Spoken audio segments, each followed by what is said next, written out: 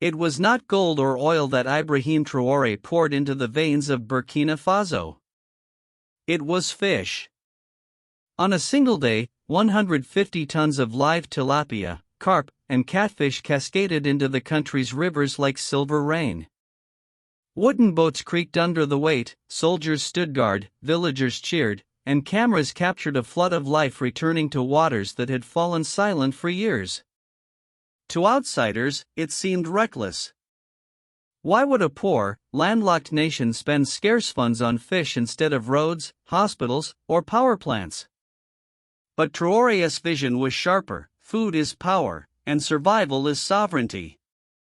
For decades, Burkina Faso depended on frozen fish hauled in from coastal neighbors. Markets overflowed with plastic-wrapped fillets from Ghana and Côte d'Ivoire, while local rivers were barren. Families went hungry. Wildlife lost balance. And leaders shrugged, blaming geography and fate. Traoré refused to accept dependence. By restocking rivers with fast-breeding, resilient species, he wasn't just feeding villages, he was rewriting the script of dependency. Each fish became a symbol of resilience, a declaration that Burkina Faso would no longer beg for protein from foreign ports. In a land where drought scorches fields and hunger is used as a weapon, the return of fish promised more than meals. It promised dignity. Critics mocked it as madness. Supporters hailed it as rebirth. But no one could deny its power.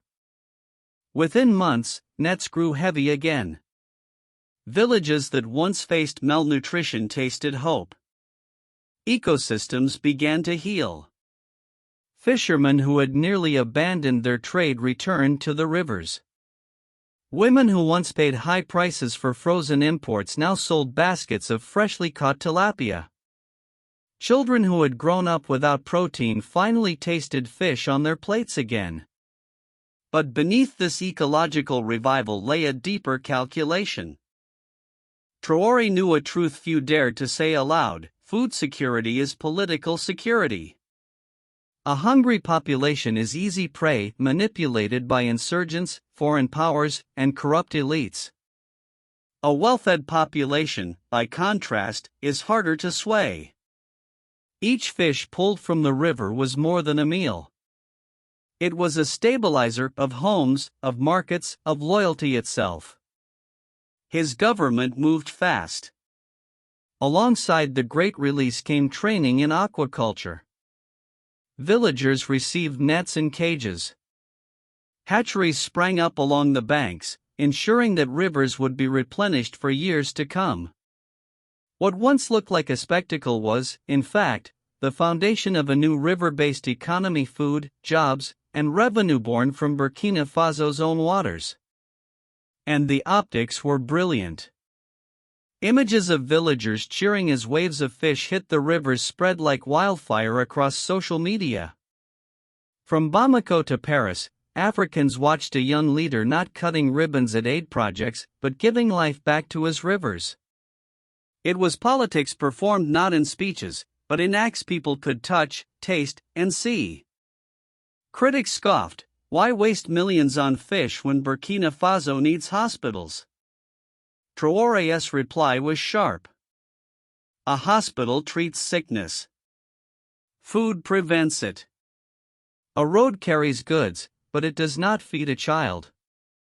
Without nutrition, no infrastructure matters. He understood something essential: hunger is the bedrock of politics. Solve hunger, and you solve unrest. Solve unrest, and you consolidate power. Yes, the risks were obvious: pollution from illegal mining, corruption in fish markets, poaching before stocks matured. Yet the idea had already taken root: sovereignty could be rebuilt not with guns, nor with aid, but with rivers, nets, and a leader bold enough to bet on life itself. On that day, Burkina Faso's rivers became a theater of power. Soldiers guarded flotillas. Villagers lined the banks. Ministers stood in silence as shimmering waves of tilapia, carp, and catfish poured into quiet waters. Cameras captured it all. The world called it reckless. Some even mocked it as comical. But in the villages, reality spoke louder, nets grew heavy, markets buzzed, and families rediscovered dignity in a simple meal. A leader once mocked as naive had done the unthinkable. With nothing more than rivers and fish, he rallied a people. The numbers spoke for themselves, imports falling, local supply rising, malnutrition declining. The gamble was working, at least for now. And so the question echoed beyond Burkina Faso: if fish could change the fortunes of one nation, what else might Africa reclaim with equal daring? Markets told the story best. For the first time in years, stalls bustled with baskets of fresh tilapia. Women smoked and salted fish caught that same morning. Families who once survived on sorghum alone added protein to their plates. The revival reshaped society. Young men returned from cities to take up nets again. Villages formed cooperatives, pooling resources and sharing profits. Women organized distribution networks, ensuring even remote markets received fresh catch. What had begun as a presidential gamble was becoming grassroots entrepreneurship. Schools, too, felt the ripple. Nutrition programs linked directly to the fish release, securing contracts for dried and smoked fish. In classrooms across river provinces, children ate protein regularly for the first time in years. Teachers noticed sharper focus, better attendance, brighter energy. The rivers were feeding not just bodies, but minds. Politically, the shift was seismic. For decades, citizens had distrusted their leaders. Politicians gave speeches but no results. The fish release changed that. People did not need promises. They could see, taste, and sell the outcome. Each fish pulled from the river was a silent vote of confidence. The rivers became symbols of dignity.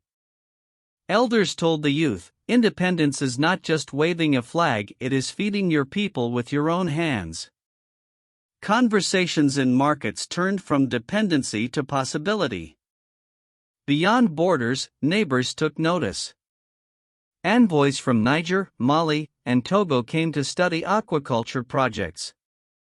Regional talks began on treaties to protect shared waterways.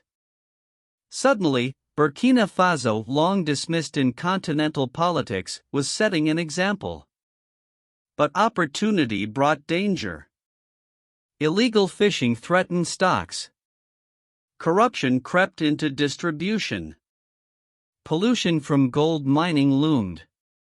Traoré anticipated this. He empowered local communities to patrol rivers, chiefs declared sanctuaries, and youth brigades monitored water quality. Protection became decentralized, ensuring the revival belonged to the people. Skeptics remained. Foreign suppliers lobbied against the policy. Economists warned of unsustainable demand. Yet ordinary citizens defended what they had built. Hatcheries destroyed by storms were rebuilt overnight. Poachers were chased off by villagers themselves. This was no longer state policy, it was a national ethos. And in that ethos lay the true political revolution. Ibrahim Traoré did not tighten his grip through force. He earned loyalty through results. In a region plagued by coups and repression, he showed that power could be secured not by fear, but by feeding a nation. Each fish, each meal, each child fed was proof sovereignty could be rebuilt not with guns, nor with aid, but with rivers, nets, and the courage to bet on life itself. If one nation can shift its fate through fish, what happens if an entire continent awakens to its potential? The symbolism cut through decades of stereotypes about African dependency. For ordinary Americans watching from afar, the story carried a haunting question. If sovereignty in Africa can be redefined not through war or debt, but through food security, what does that mean for the global order? Could a simple act like restocking rivers unravel systems built on dependency? And if such a movement spreads, will the West adapt to a new Africa or resist it? History reminds us, the Cold War, the oil crisis, the financial crashes each forced America and Europe to reconsider their place in the world. Today, Africa may be writing another chapter. One not written with weapons, but with rivers and fish.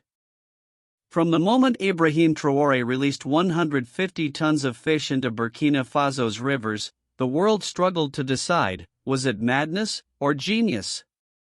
Critics sneered. Supporters celebrated. But no one could deny it changed the conversation. The journey began with ridicule. They laughed at the idea that fish could alter the destiny of a nation. Yet evidence grew undeniable.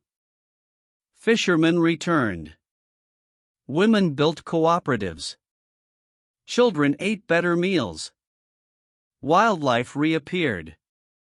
Markets once flooded with imports now thrived with local supply. What had looked like spectacle transformed into substance. And the meaning ran deeper than rivers or fish. It was about sovereignty. A nation that cannot feed itself cannot call itself free. Traoré understood, food is not just nutrition, it is power. By restoring fish to the rivers, he restored dignity to his people and leverage to his country. That reshaped Africa's place in the world? The answer may depend not just on leaders, but on the voices that remember, that refuse silence. They mocked fish. But fish fed a nation.